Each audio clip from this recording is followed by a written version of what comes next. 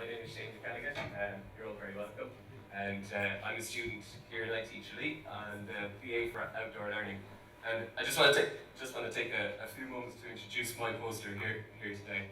Um, in the poster, I try to create a link between place-based education and the remit of a freelance outdoor education instructor, which is my job.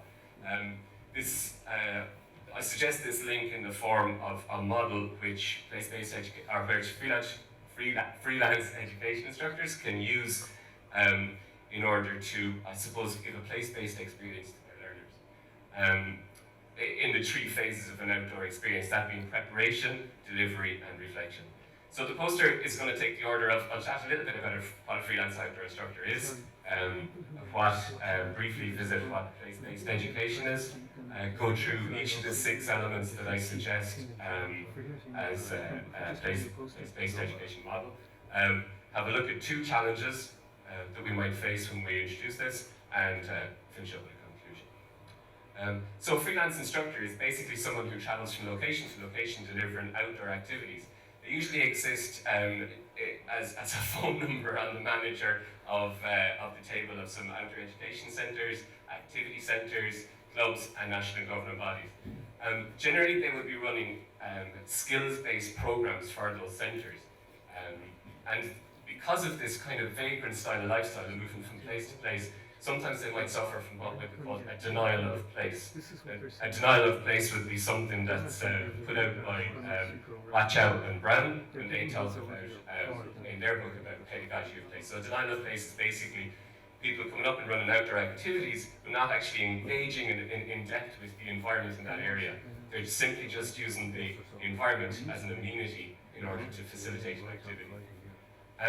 So moving on to place-based education then, it's an educational concept which I suppose involves learners and informs learners and helps learners inform themselves about their place, their sense of place, and how they affect their place into the future. There's lots of writing about it in an international context, but in terms of what I have kind of chosen, I've read in the links between outdoor education and place-based education, I've kind of concentrated on Watchow and Brown from Australia and New Zealand, and their book, A Pedagogy of Place. We've got Higgins and Nicholl, who talk about authentic learning in the context of landscapes, and Beams and Ross, of course Simon Beams being the creator of Outdoor Journeys in Scotland, which is used in the national primary school curriculum there. After reading around them, I kind of condensed some of the place-based elements into a model involving 6 elements, which I propose that freelance instructors can use in order to be able to give their learners a place-based experience. In this diagram here, each of those elements is given equal weight. I will start with one because you have to start somewhere. The first one I'd start with is activity. That an activity is chosen because it's conducive with the environment in that area, the natural and characteristics of the area. And maybe you might involve a sense of community, which would be, say, if you were doing something here in Tralee, that you might have links to the lifeboat station out in Feenit, or that there's some sort of community involvement by the learners. History, in the Outdoor Journeys principle, they take this idea of exploring what happened in this place 50 years ago, 200 years ago, 2,000 years ago, as an approximate kind of a time frame for learners to find out what happened in this place. Ecology, so for help learners to become more aware and appreciate the diversity of habitats in their area. This could even be done in an urban area as well. And culture, so that they share stories, music, accent, dance, tradition, crafts of that's generic within the area. And then lastly, sustainability. We heard Florian talking about sustainability there earlier. And in particular, maybe how learners would have an effect on their own area. So this idea, Sobel put out this idea in Ecophobia that, you know, because of 21st century learning, we're more connected with oil spillages in the Gulf and damming the Three Gorges River in China, but maybe we could also, as well as being aware of those things, we might also share ideas about gorse fire burning in some of the mountains around where we are now at the moment, or maybe just effects that we have on our area here, so that we can connect them. So moving on to challenges, I suppose the first challenge for a freelance outdoor instructor is time. We spend a lot of time when we finish an activity moving on to the next place. So we don't have a whole lot of time to go researching each of these elements for the different places we work in. And communication, a recurring kind of theme within outdoor education instructors in general in Ireland, is the fact that we can't really share information. If I find out something about the Stax Mountains here today, and JP is coming up here tomorrow to run a session, how do I share with him the information that I found out? So in conclusion, I would say that these challenges can be overcome. Effective research, and the real word here is effective research. We can I suppose, share ideas that we find out about our area. Even for freelance instructors when they're on the journey, they might use audiobooks to find out about the next place they're going to.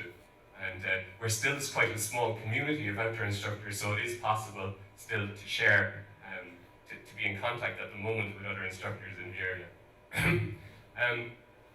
But I think that if freelance outdoor instructors do start to adopt this, I suppose, these elements into their sessions, into their programs, they can develop a more deeper outdoor experience for their students, and I think would generate a more sustainable experience too into the future for themselves as instructors as they research those things, expand their vocabulary in terms of outdoor learning, and be able to keep that going, giving themselves challenges to work on into the future.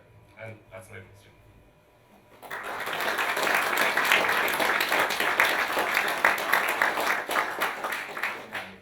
So I think that.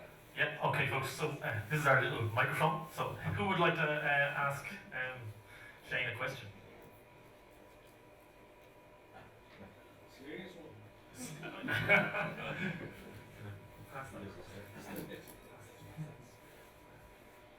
Thanks very much, Shane. I think it's particularly poignant that you've chosen the whole thing of a freelance instructor and their perspective on it, because I suppose in terms of initiatives and changes and embracing outdoor learning and outdoor education things, that sometimes those concepts are based around a building or a centre.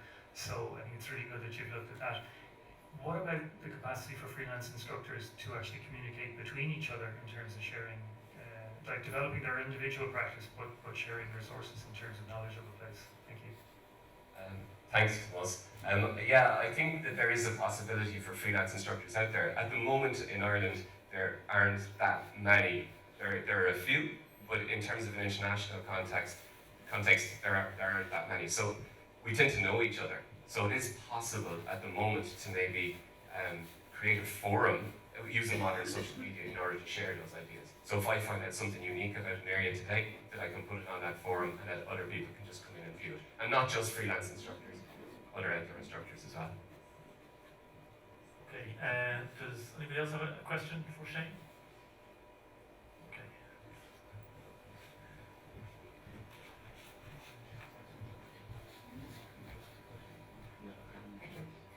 My name is Joanna McInerney, manager of Burn Outdoor Education Centre.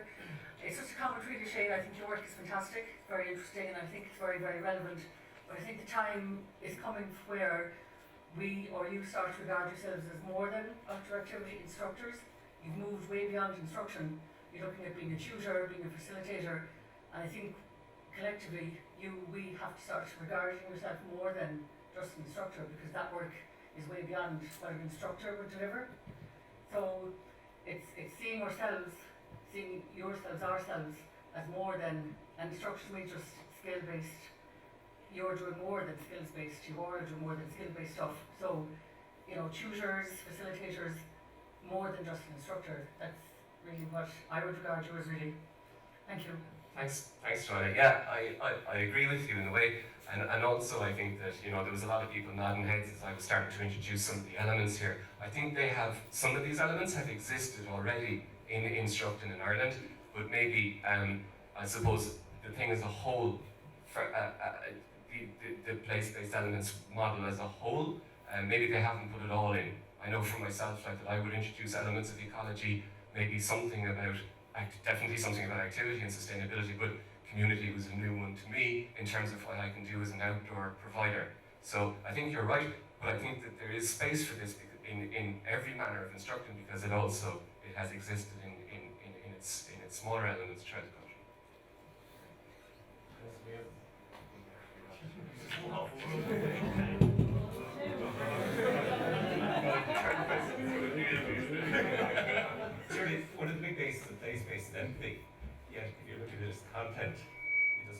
connection or make sense or relevancy. So how to develop the empathy part, because that's the real basis of place-based.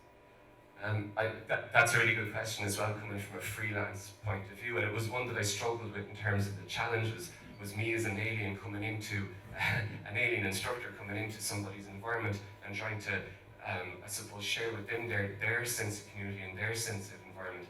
Like, if I were to go, like I'm from Tralee, and if I were to go up to Donegal and to Garth and OIC and run a session up there, like how can I empathise with those learners in that place in order to deliver this? And I think that is a challenge as well. But I do think that maybe you can use pedagogical processes in place in order to answer that question. Like, why do I have to come in there and do the jug and mug form of education, telling them about their place? Why can't I set up a process which involves them in learning about their own place? You know, so they explore and find out, which is the basis of Beams's outdoor journeys, where the young students actually go out and find out about their place. So I suppose in a way you can use these elements to create a series of questions in your intervention, which allows for them to produce the information for you and them to teach you in a way.